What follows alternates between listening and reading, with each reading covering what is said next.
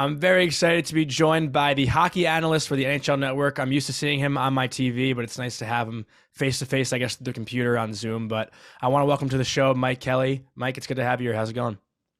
Hey, good to be here. Appreciate you having me on. Everything's good. It's crazy that hockey's going to be starting and got less than a month and a half. Short off season.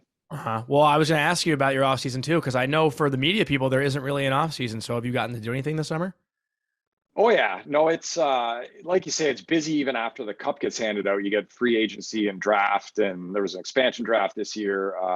Lots to do, obviously, but yeah, I took a couple of weeks off and just spent it with my family and kind of getting back into the research mode now, doing some research projects. I was talking to a coach today actually about the system that he plays and some of the data that goes behind it. So teams are getting dialed back in. I mean, August hasn't been slow, so it'll be nice to get back into the rhythm for sure. But yeah, I was able to take a couple of weeks and just chill out, which is awesome. Definitely much needed. I'm sure you play a little bit of golf. You do look kind of tan for a Canadian guy. That was a couple of weeks off, man. I'm telling you. It's like, I can't convert this into Fahrenheit. I've never lived in the US, but it was like 35 degrees Celsius here today. It's probably like bumping up towards 100 Fahrenheit or somewhere in the 90s anyways. So I'm actually going to be in Las Vegas later this week. And that's not bad. Smart idea. Let's go to the desert at the end of August for fun. Yeah, I don't know what the Celsius is there. I'm a Fahrenheit guy, but I imagine it's going to be very hot. 106 I saw. So yeah, I'm Irish too. So I go from white to red. You're definitely not stronger than the sun. No, I think I'll just be in the pool and inside. That'll pretty much be it. Are you going on like a friend trip or is it for work? More the first. Friend of mine who's in hockey lives in the US, and we've been trying to get together forever, but with COVID I haven't been able to. So we just kind of said, you know what, let's find a spot and go hang out and catch up. So it'd be good to do that. Yeah, that's not bad. I'm 25 and I've never been to Vegas. I'm trying to make it out there, and I got to see a Knights game. Definitely a bucket list. So I haven't been to a Knights game either, but I went to the expansion draft, which was at the awards. That building was crazy. I remember Torts went up there. I'm pretty sure it was Torts won the coach of the year. And the fans are just giving it to him. And I forget, one guy yelled something. I forget exactly what he said, but it was like, he did not like Tortorella. And you could hear it perfectly because everything had just kind of quieted. I think Torts was like a couple sentences into his speech. And this guy just stands up and yells, whatever, like, you're terrible, Torts, something like that. I thought Torts was going to snap back at him. Yeah, I would think so. Yeah, I thought so. I'm like, oh, here we go. But he played it cool and just kept rolling with it. But yeah, that was my first inclination. These fans might be pretty jacked up. So I got to get to a game too. It sounds nuts down there. I think it was Torts too. I mean, I know he was a Rangers coach for like 5-6 years, but I'm pretty sure in the playoffs, like a Capitals fan poured water on the bench and he took a bottle and like squirted it back on the fan. Like Torts is not one to back down. I'm surprised he kind of kept his cool there. Yeah, well, he's accepting an award for Coach of the Year, so yeah, I guess good not for the him. best spot. Yeah, not the best spot to do sure. Yeah, that's I don't know. You just talk about the Rangers and it. So I have a 2-year-old named him Brooks, totally unrelated to anything in hockey or sports or anything like that. Yeah, nothing to do with any of that. But I am looking forward to a lifetime of just being able to say, I guess that's what I'm saying, Brooksy, and he'll have no idea what I'm talking about, and I'll just laugh to myself. Yeah, no, that's good. That's good stuff. Wait, so you named him that unrelated to hockey, but you're going to use a hockey term, his whole childhood? Yeah, well, let's say if there was that name and another and there was a tiebreaker, that probably would have broken the tie. That was a little fringe benefit for the name for sure. Fair. I think I see a mini stick net behind you. Is that his net back there? Oh, yeah. So my problem with him right now, I don't know if you're doing this on a video later or just audio, but if people can't see video's on it. Yeah, video's uploaded. All right. So let me get this thing. Let's say this is a hockey stick. I'm trying to get him to hold it, right? He's 2. He should be able to do this. He holds it like this still, and he's like bumping it. So maybe he'll be an analytics guy too. Yeah, we'll see. He won't be a skill guy. I don't know. We'll see. He'll be a grinder.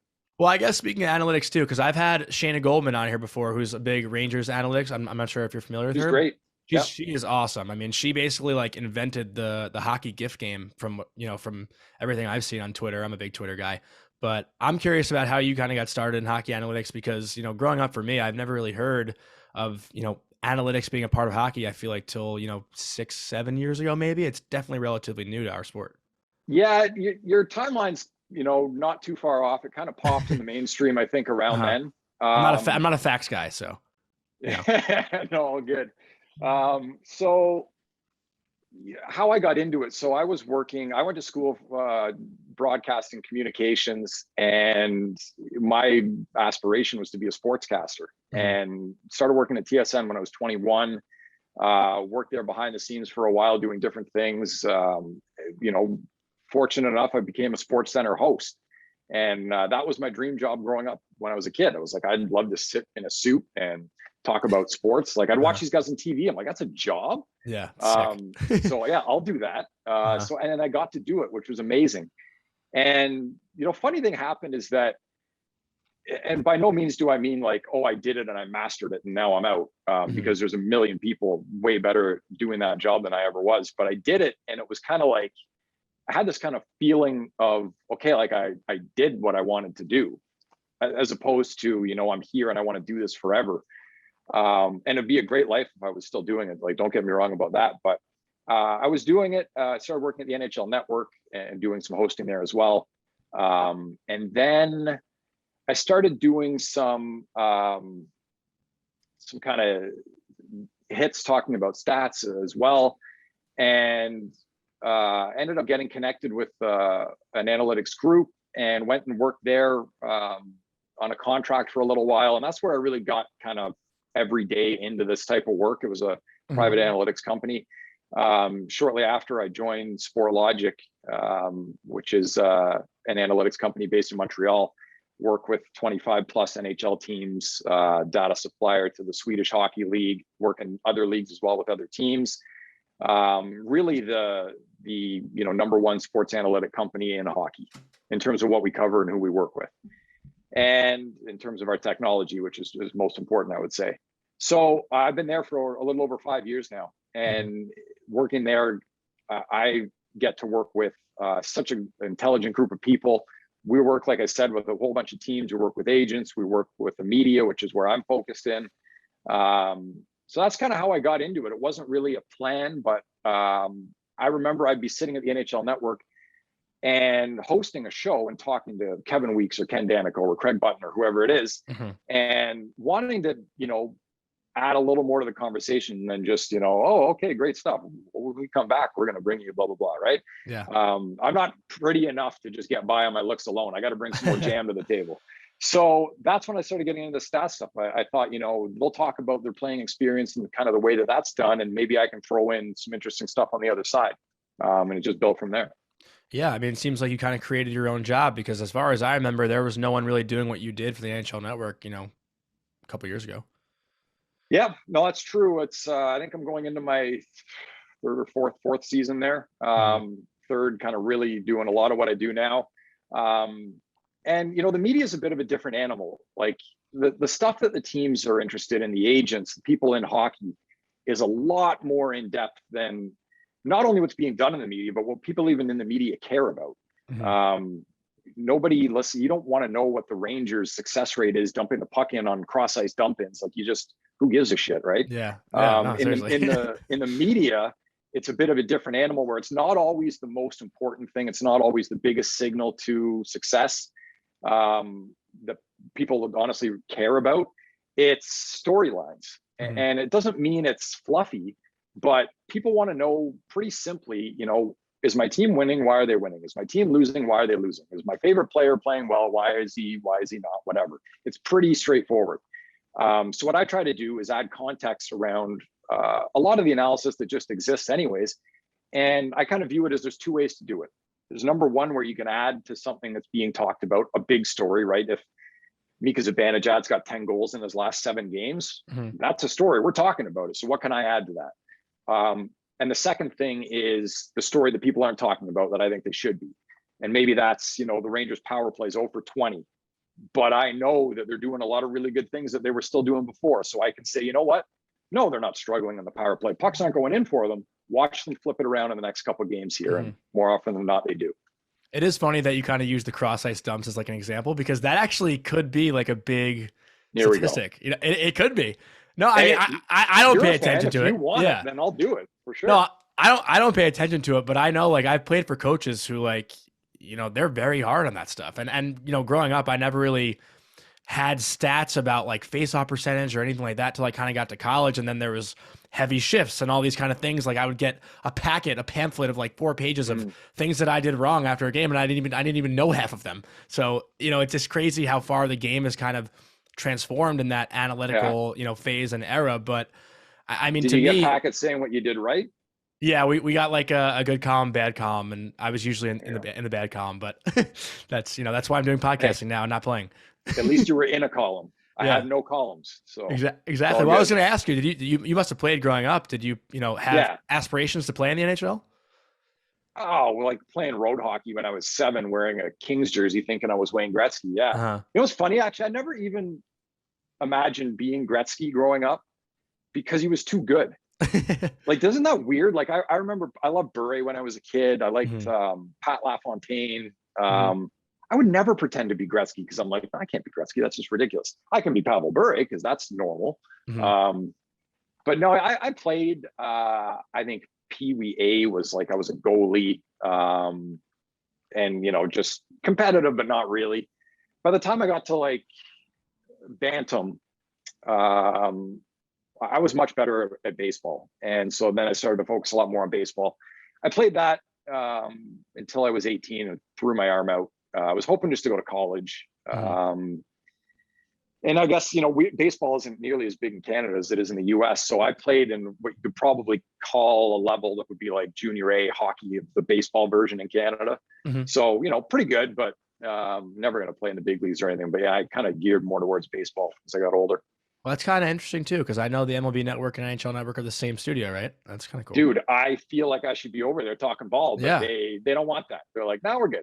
maybe for the next like Winter Classic or something, if it's in the if it's in a baseball stadium, you guys can make like a little mini hockey rink on the baseball stadium in the studio. Be sweet. So the best thing about working at the network is you run into baseball people. Well, I love baseball. Like as much as I love hockey, I might love baseball even more.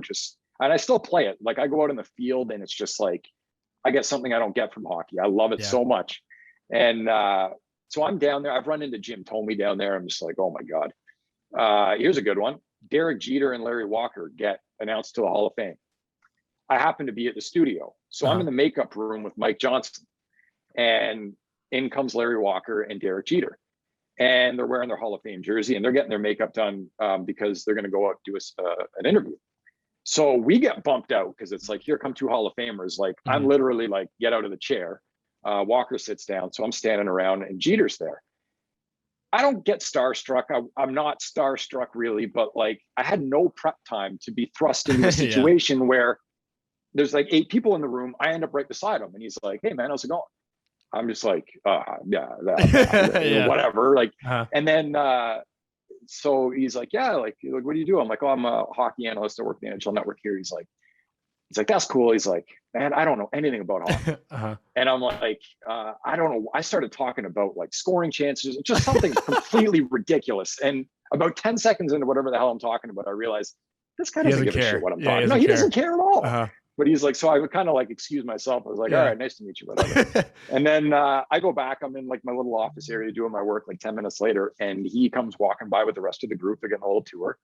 And he walks by, it's like a window wall. And he walks by and I'm sitting there and I just give him like one of these. And he looks at me, he's like, me and Jeets are good. Love it. Yeah. I have a confession and this might be really embarrassing, but I don't mean to offend you. I have no idea who Larry Walker is. Oh. I don't think I've ever heard that name in my life. Who did he play for? Montreal Expos. Okay. Colorado Rockies. Greatest Canadian baseball player of all time from British Columbia. Dude, we're going to have another podcast later. Yeah. No, it'll be offline and I'll just talk Larry Walker with you. He's like in Canada, he's our pride and joy for baseball. He's him and Joey Votto. Well, I was going to say, I mean, you are from Montreal. You're living in Montreal, and there's no Expos team. So who you root for now? I don't watch enough, honestly, to root for anyone. Like, I'm a Jays fan. I lived in Toronto for 12 years before I came to Montreal. I've been here for 4 years, I think. But yeah, I don't really have a team. If the Jays are in the World Series, I'll cheer for the Jays. Yeah, that's fair. I mean, they're kind of like Canada's pride when it comes to baseball now, I feel like.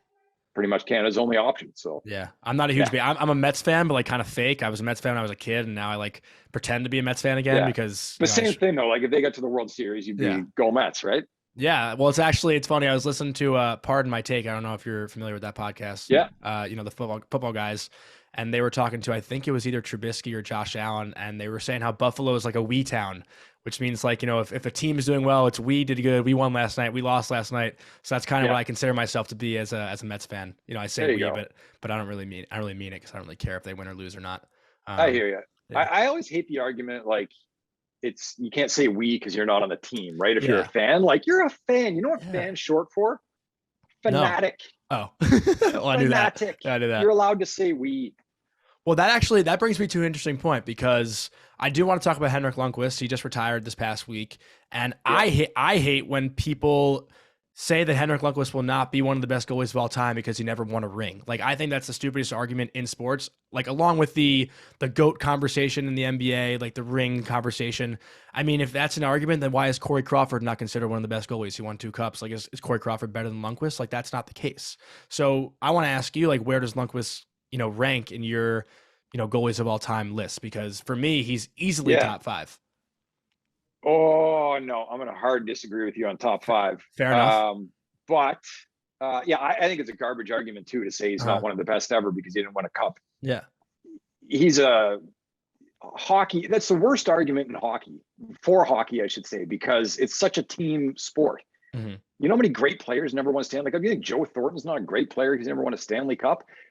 That guy playing through separated shoulders in the playoffs, like crazy stuff that he was doing, the competitor he is. I think it's a terrible argument if someone's going to try to make it. So for Lundqvist, yeah, he's one of the best ever. Top 5, so in no order: Hasek, Brodeur, Waugh, Jacques Plante. Is he better than any of those guys? I don't even know who Jacques Plante is. Who is that? All right. So I'll give you some advice that someone told me many years ago, which is hockey did not start when you were born. Nope.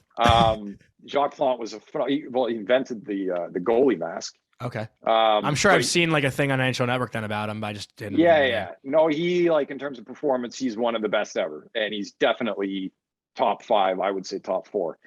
Then you get into the Ken Drydens, whoever. Man, you can go way back. George Hainsworth, the crazy stats he put up with the Montreal Canadiens back in the day. There's lots of guys. So I don't think he's top 5 at all. 6 to 10, I think you can make that argument. Okay. I probably have him more like 8 to 13 if we're really getting picky with it. No matter what, he's one of the best goalies ever. 100%, I'm with you on that. Well, I mean, my argument too, yeah. The games played, the wins, total saves made. He's top 10 in all these areas. He didn't win a cup. Okay, well, he went to a cup. I think he's 6-2 all time in game 7s with a 111 goals against average, a 961 save percentage. So what? He was the reason they're not winning cups. Dude, he played on some teams. They gave up a lot of shots, gave up chances, and he was the backbone. So yeah, he's one of the best ever. Yeah, that's the only argument I give is, like, for me, those Ranger teams weren't amazing teams. Like, he helped them overachieve. Like the one year they actually should have won the cup was 2015 when they won the President's Trophy. Like, that was the year they really had it, and then they got shut out, 2 games in a row at home to Tampa in the Eastern Conference Final. Like, that was really, their year that I thought they underachieved. But as far as his 15-year career stunt went in New York, they had no business making the playoffs 14 out of 15 years. Or getting as far as they did some years, largely because of him. And, it's when people talk about the Hall of Fame too, it's not the NHL Hall of Fame, it's the Hockey Hall of Fame. So he also won 3 medals at World Championships and he won Olympic gold medal in his rookie year in 2006. He's a Hall of Famer. He's one of the best ever. I'm with you. Have you ever had the chance to meet him? I've never met him. Never been in a room with him, maybe like an interview scrum or something, but no, never talked to him. Well, here's a tough I'm one cool for with you. that too, because if I stand behind him, I just get uglier. So yeah, no, that's all of us. I mean, he's probably literally not even the best looking athlete, best looking guy on the planet. Literally. He might be. Yeah. But I'm curious too, because I didn't know before this that you were a Montreal guy, but Carey Price or Henrik Lundqvist? Career? I guess, if you had a must-win game tomorrow, must-win game. Both guys in their prime? Both guys in their prime for the Cup, Game 7, tomorrow night, who are you putting in net, Carey Price or Henrik Lundqvist? Both guys at the best they've ever been. Best they've ever been. You can't go wrong. I'm probably going Hank. Yeah? Yeah. Wow. I feel like a lot of people from Montreal might disagree.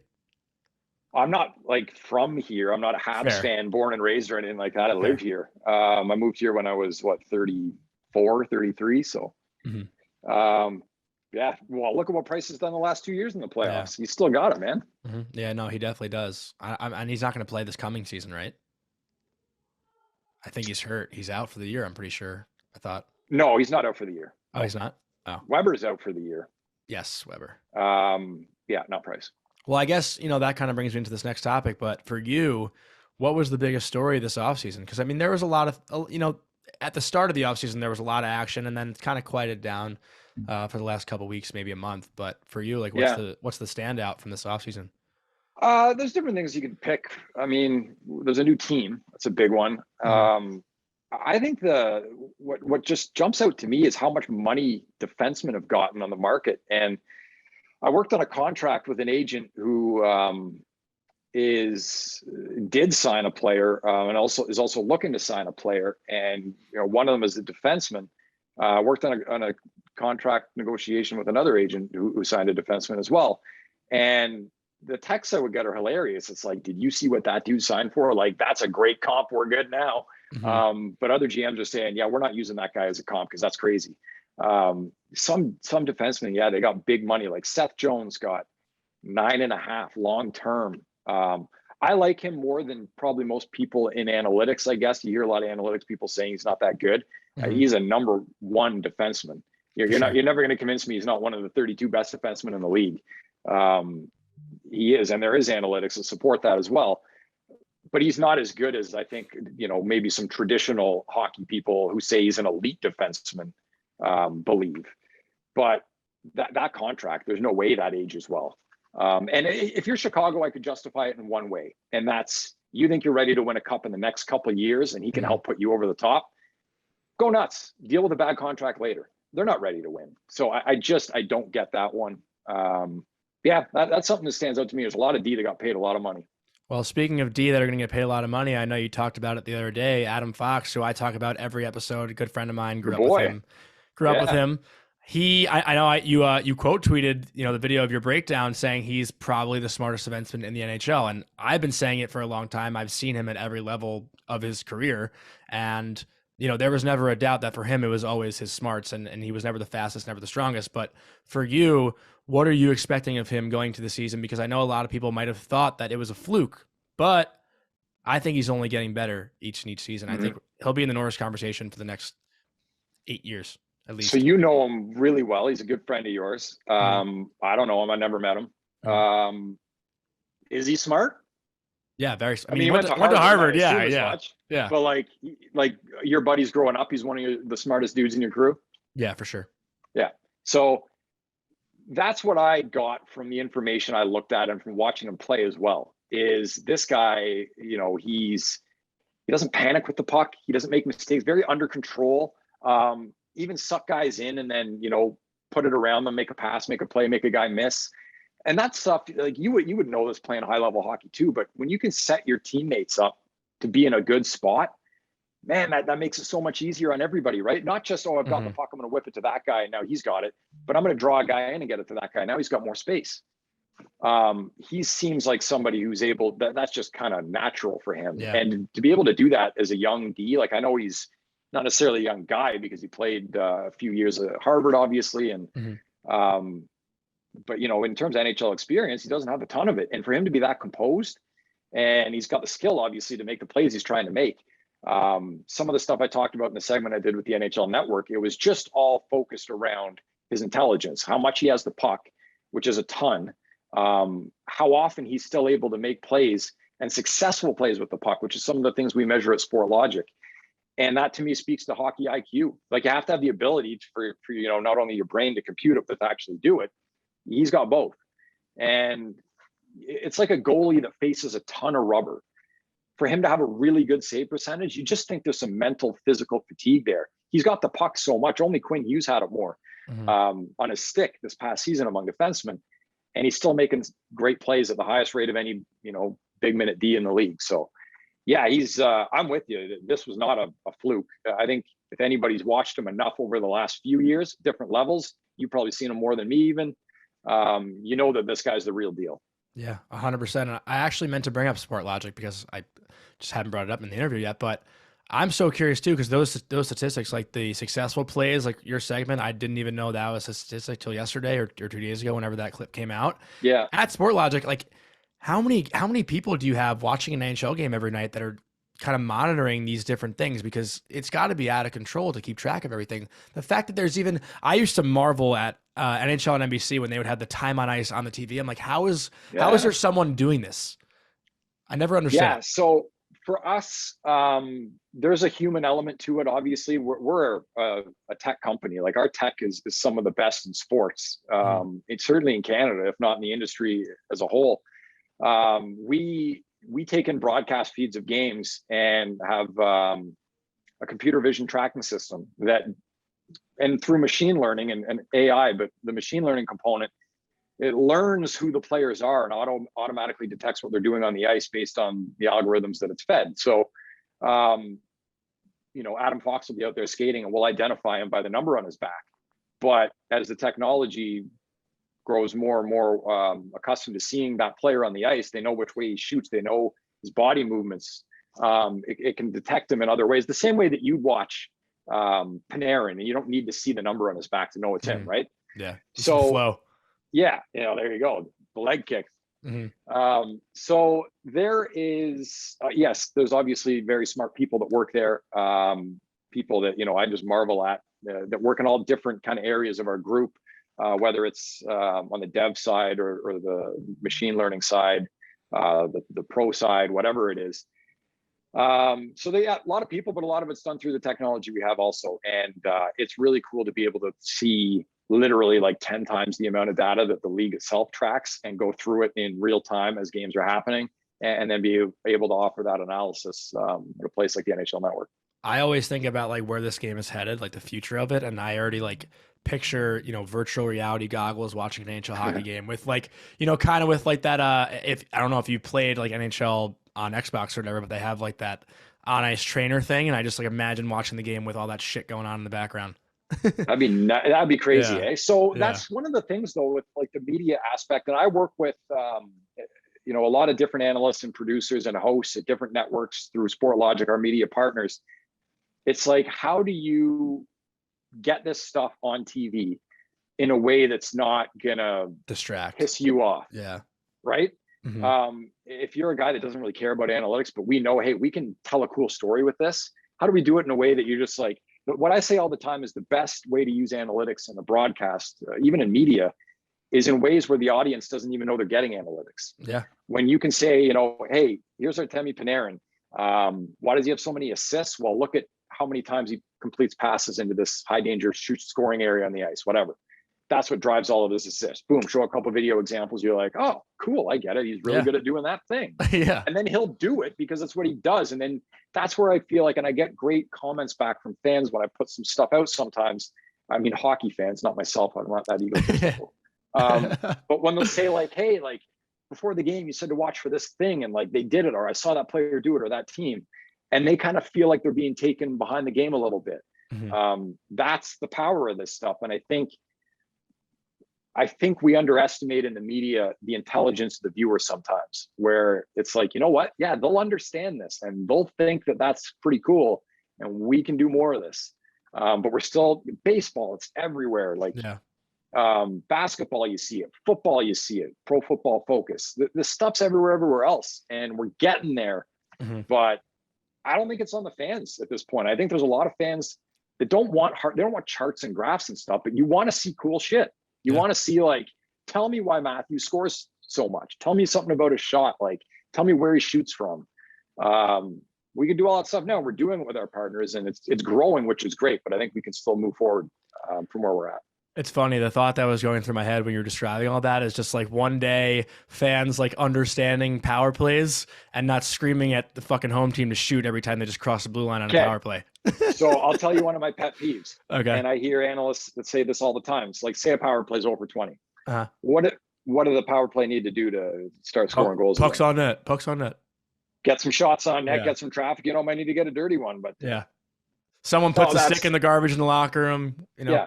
So I get where some people would come from with that, which is, okay, let's try to simplify things. Maybe if we can get one to go in, we'll get our confidence back. And there's confidence in things that, are hard to quantify that are real.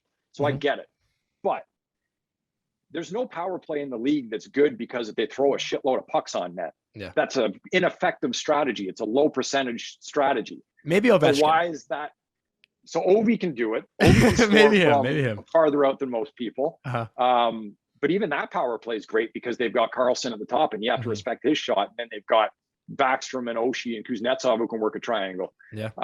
So it's not just as dumb as give it to Ovi and let him rip it. Yeah. But so if that's the solution, I'll get some pucks on net and get a dirty one, whatever. Well, then that's what teams should do in general, right? No, again, terribly inefficient strategy. So what can we do? We can look at, is this team winning faceoffs to start their draw at the rate that they did when they were successful? If they're not, great. If they are, whatever, keep going. Are they getting the puck into the zone clean on their entries the way that they did when they were scoring? Are they getting pucks into the slot area? Are they shooting from the slot area? Are they hitting the net? Are they getting deflections? Are they recovering rebounds? Are they extending their zone time? Are they spending enough time in the O-zone? That's the shit that matters. And we can talk about it all because we got all the information. But these are some of the hurdles that we try to overcome. And I love the partners we work with because they see the value in the stuff, they use it, they know how to use it well.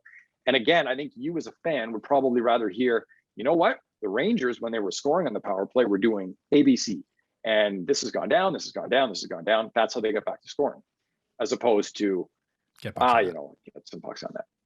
No, that was a really good breakdown, and obviously that's why you're on the NHL Network.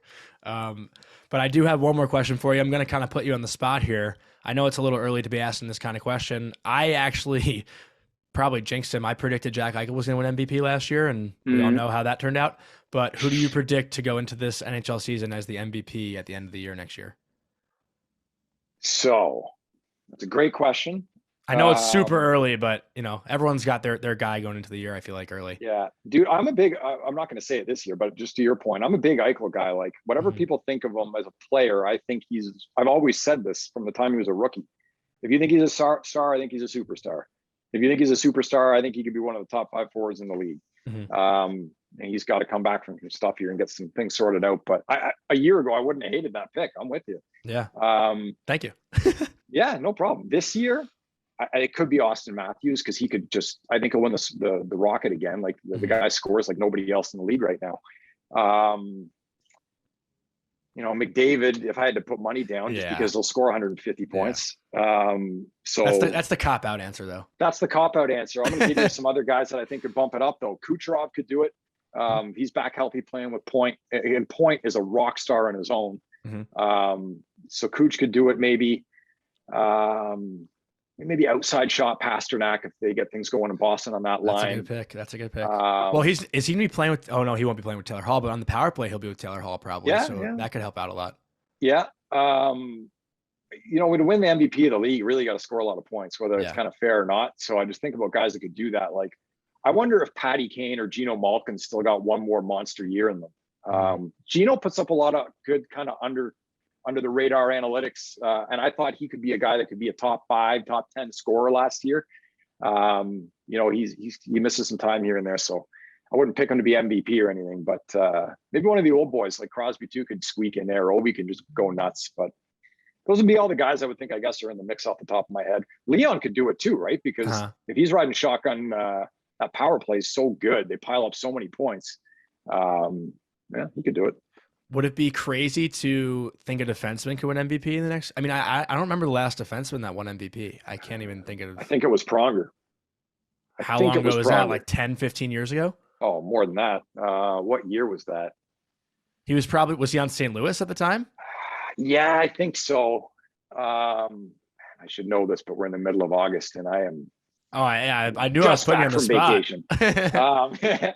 So he won it. Yeah, he won it in St. Louis. I'm like 90+% sure. 99 maybe? I don't know. Hold on, give me a second. It's gonna bother me. You don't have to Google it. It's okay.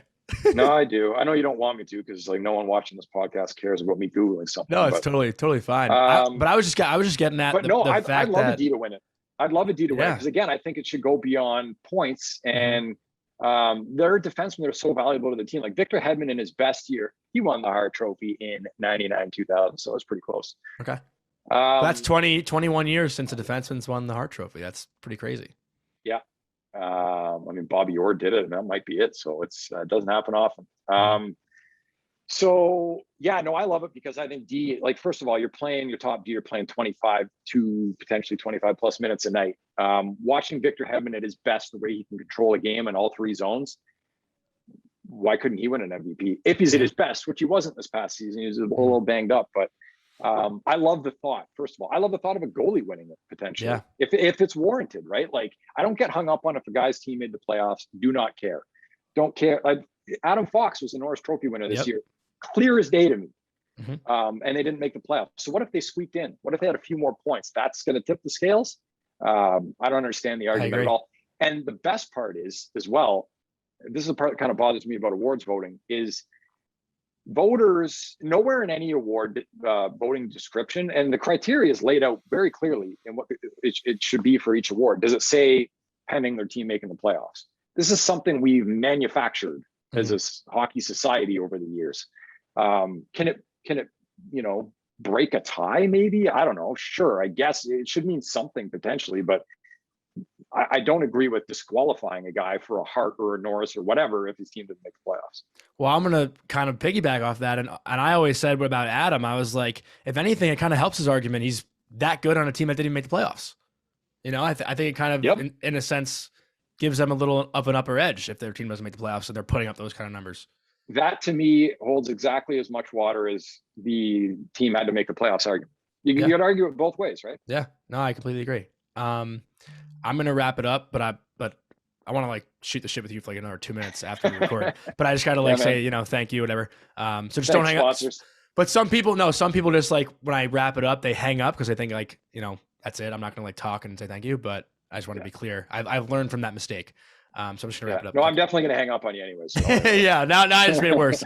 But Mike, seriously, I want to thank you so much for joining me. A lot of fun to talk to you, and hopefully we can get you back on, or I can get you back on. I always say we, like there's someone else here, but hopefully I can get you back on during the season because it'd be great to catch up with you. Yeah, man, happy to do it. And about a year ago on the network, we were doing our season preview show. One of my bold predictions, I said I think the Rangers are going to win a cup in the next 3 or 4 years. I think 3 years. I said. Okay. So 1 year's gone by. So it's your fault. Dude, they're not going to win in the first year. Come on now. No, I know. You make the playoffs this year, get a little success. You got to lose to win, right? Maybe win a round. I agree. And then the year after they win the cup. And Fair enough. You can have me on the podcast and thank me for making that come true. So we're looking at 2022-23. You're coming back on. I think I just basically made a Messier guarantee. So yeah, I think so too. I'll tweet it out. That'll be the clip that I post for this episode. Oh, perfect. Yeah, thank you. Thank you so much.